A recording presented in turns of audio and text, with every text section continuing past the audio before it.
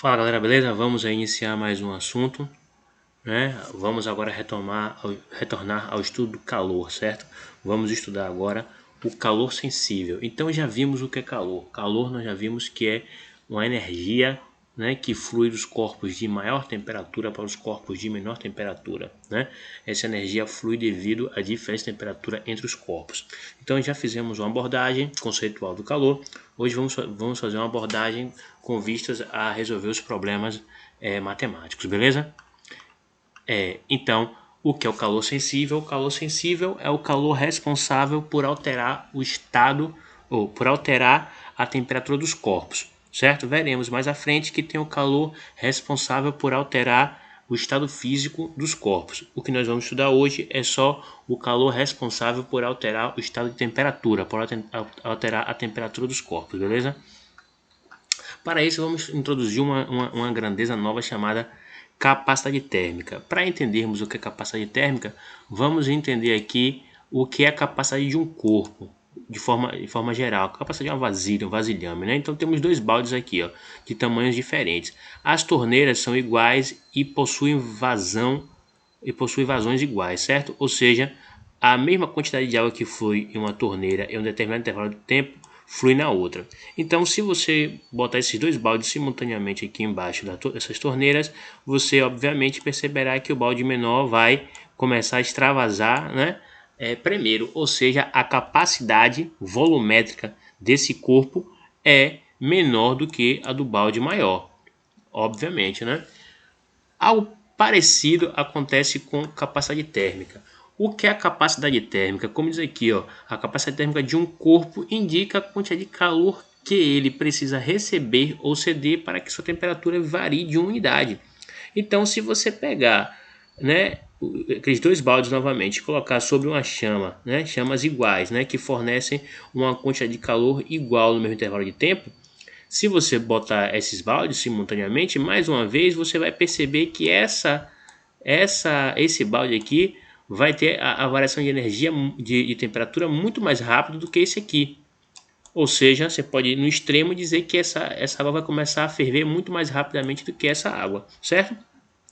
Isso indica então que que esses corpos têm capacidades térmicas diferentes, que para a mesma quantidade de energia você vai perceber um aumento de temperatura maior do que observa nesse balde maior, beleza? Para a gente entender um pouco mais sobre capacidade térmica, vamos avaliar novamente esses dois exemplos. Retornemos aos baldes anteriormente. Então nós temos baldes iguais, né, de mesmo material, alumínio, digamos, só muda o tamanho, e aqui dentro você tem água, né? O que muda aqui é o volume o que muda aqui essencialmente é o volume do corpo, né?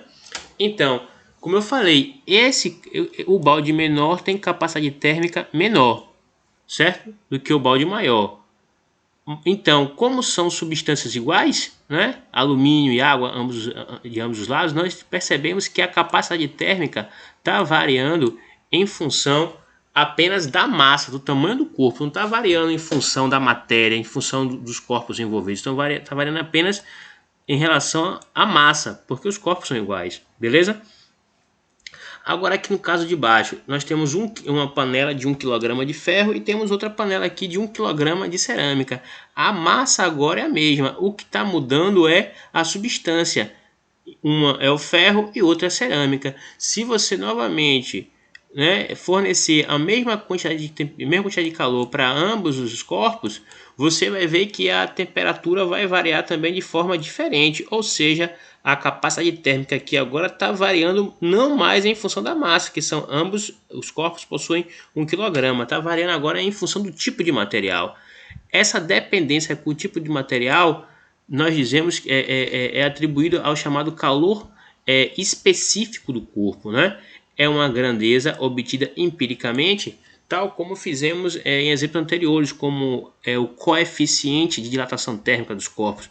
É obtido empiricamente e depende do corpo, ou seja, mais uma característica específica do corpo, né? Mais uma impressão digital do corpo, nesse caso agora uma impressão térmica, né?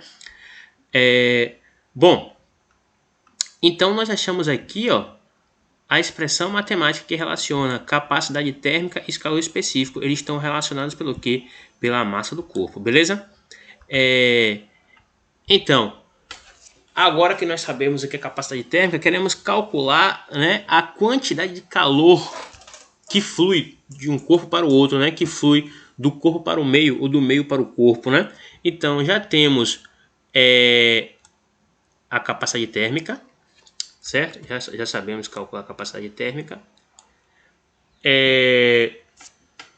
A capacidade térmica, então, é a razão entre a quantidade de energia, no caso de calor que você fornece ao corpo, pela sua respectiva variação de temperatura, certo? Mas sabemos que capacidade térmica é o que? É MC. Então, no lugar de C, eu posso colocar MCzinho, né? Capacidade térmica é MCzinho. Eu posso colocar MCzinho. Passo esse cara para cá, ó, multiplicando. Vou ficar com essa equação aqui, ó. Pronto. Então, essas equações aqui, ó, essa e essa correspondem às equações fundamentais para a gente fazer todos os tipos, a maioria dos tipos de problemas, na verdade, quer dizer, todos os tipos de problemas envolvidos com variação de temperatura apenas, certo? Então vamos aplicar isso a um problema. Diz assim, ó, uma garrafa térmica contém água a 60 graus Celsius, certo? O conjunto garrafa térmica mais água possui capacidade térmica, ó, de 80 calorias por grama. Caloria por grama é a unidade de medida da capacidade térmica. O sistema é colocado sobre a mesa e após algum tempo sua temperatura diminui para 55 graus Celsius. Qual foi a perda de energia térmica para o ambiente nesse intervalo de tempo? Então, se o corpo estava a 60 e foi para 55, ele perdeu energia para o meio, né? Então o corpo resfriou, não é isso? Então, temos aqui as três equações fundamentais, como eu falei. Então, você tem que lembrar que MCzinho é capacidade térmica. Então, aqui, ao lugar de MC, eu posso colocar capacidade térmica. Então, vai ficar como? Vai ficar Q igual a C delta teta. Beleza? Vezes delta teta. Tá aí. Então, quem é a capacidade térmica do corpo? Vamos lá. Q igual, quem é a capacidade térmica? 80. 80 vezes o que? 80 vezes a variação de temperatura. Quem foi a variação de temperatura? Estava 55, foi para 60. Estava 60, foi para 55. É a final menos a inicial, ou seja, 55 menos 60. Tá aí. Então, a quantidade de calor é igual a 80 vezes. Quanto é 55 menos 60? Tá 5. Não é isso? Menos 5. Não é isso? Tá aí. Menos 5. Menos 5 vezes 80 dá menos 400. Menos 400 o quê? Menos 400 calorias. Como vimos, né? Vamos trabalhar energia esse ano como caloria, diferente do que vimos no primeiro ano lá, que era joule, né? Mas aí, como veremos futuramente, são intercambiáveis, né? Caloria e joule representam a mesma grandeza física chamada energia, beleza? Então tá aí, finalizamos mais um conteúdo, certo? Qualquer dúvida, me procura. Forte abraço, né? Vamos ficar aí também com o mão na massa, tá aqui, ó. Calcule a quantidade de energia necessária para elevar a temperatura de um material cujo calor específico, o calor específico aqui é 0,412, tá vendo?